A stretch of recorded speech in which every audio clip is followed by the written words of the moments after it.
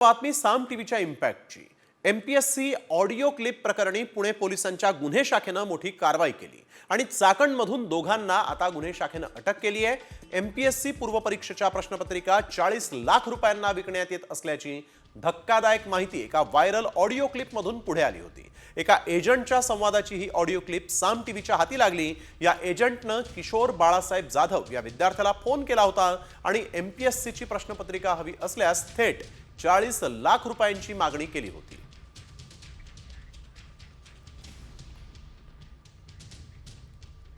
बातमी साम टीव्हीच्या इम्पॅक्टची।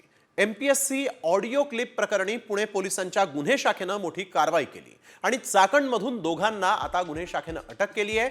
एमपीएससी पूर्वपरीक्षेच्या प्रश्नपत्रिका 40 लाख रुपयांना विकण्यात येत असल्याची धक्कादायक माहिती एका व्हायरल ऑडिओ क्लिपमधून पुढे आली होती। एका एजंटच्या संवादाची ही ऑडिओ क्लिप साम टीव्हीच्या हाती लागली। या एजंटनं किशोर बाळासाहेब जाधव या विद्यार्थ्याला फोन केला होता आणि एमपीएससीची प्रश्नपत्रिका हवी असल्यास थेट 40 लाख रुपयांची मागणी केली होती।